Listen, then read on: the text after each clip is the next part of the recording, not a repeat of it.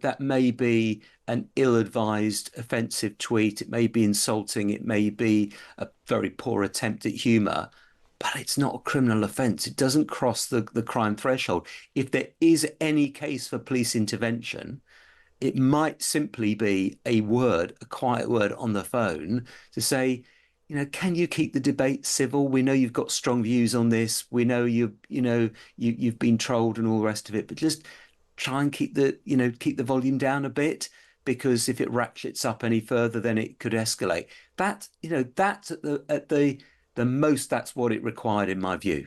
And so why are the police reacting in the way they are? Because these aren't necessarily isolated cases. There have been a number of cases like this. And is it a sense that they feel this is the way they should be responding? There is a political pressure. Where's it coming from? Well, the Metropolitan Police Commissioner, Sir Mark Rowley, says that the legislation sort of handcuffs the Met, as it were, in these matters. I think I've got a lot of respect for Sir Mark Rowley, and I think he's done a really good job at the Met. But I do think that he sometimes tries to deflect the blame onto other people. In this case, he's sort of blaming legislators and the government.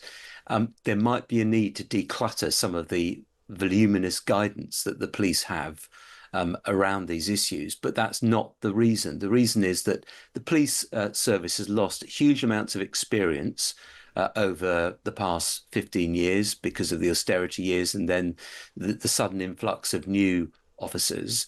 I think there are officers who lack experience, who aren't given the confidence to use their judgment and common sense. They're worried that if they don't take action and they make a mistake, their superiors will come down on them like a ton of bricks and they'll be referred to the independent watchdog, the IOPC. And I think what we need is a bit of a reset where police officers are told, use your judgment and common sense, and if you get it wrong, we are not going to completely clobber you if you acted in good faith. And concentrate on real crimes out there, okay? Concentrate on crimes that are really affecting people. We've all got experiences, particularly if we live in London, of calling up the police, of asking the police to intervene to investigate something and them not bothering. So that's where the problem lies to me. It's about supervision and leadership.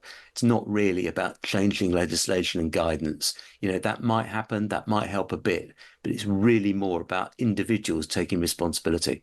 Danny, can I ask you before I let you go, we said in the introduction you used to advise Yvette Copper at the Home Office. I'm interested to get your thoughts on this Home Office clear out and what, if anything, you think Shabana Mahmood will be able to do as Home Secretary that Yvette Copper didn't or couldn't do.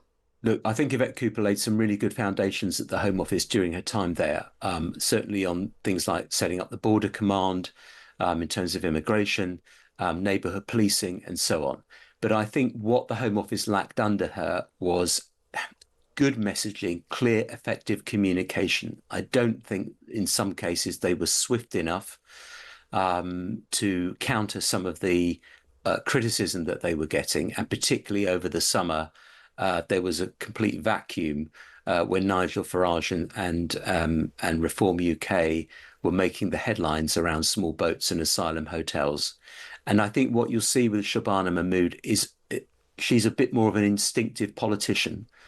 And I think that the hope will be that she will be able to cut through in a way I think that the Home Office weren't able to do with the small boats crisis. I think the ministerial changes beneath her are also significant. Alex Norris, who's the minister now, who will be responsible for borders, got an absolutely critical role. He was very effective, I think, in opposition as a shadow Home Office minister. And I think, possibly the messaging needs to be a bit clearer and punchier and more succinct. We also need to see swift action on asylum hotels and a roadmap about how they're going to be reduced in number. And it's interesting to see that the Home Office has set up an asylum task force with some input from Number 10 as well. And I think that shows you that there's going to be a real focus on that issue, because unless they address that issue and start closing those hotels on the issue around borders, they're in real trouble.